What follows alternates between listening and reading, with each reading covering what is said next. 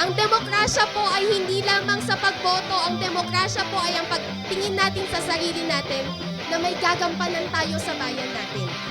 At yun po ang ginagawa ng EDSA People Power Network. Kinikilala po nila ang kakayanan ng bawat individual, ng bawat grupo at mula po doon, tinutulungan nila tayo. Lahat po tayo, sa puso natin ay isang pusong bayani. Ang pusong bayani po ay isang pusong Pilipino. Lahat po tayo tatak Pilipino, kaya lahat po tayo pwedeng maging tatak EPP Network.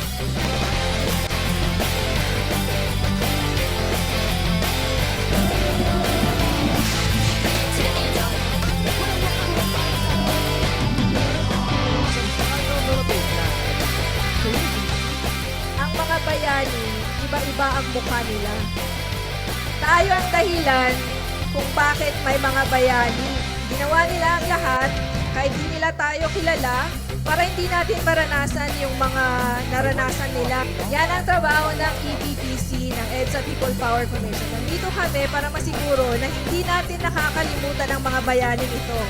Na hindi natin nakakalimutan ang mga kabayanihan ginawa nila dahil sa inyo. Dahil sa atin, I hope, pag-uwi nyo, you will be somebody's hero.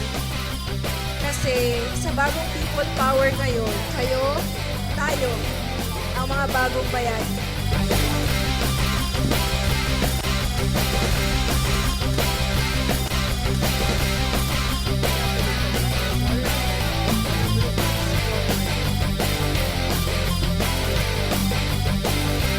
Ngayon na ang simula para maging bayani.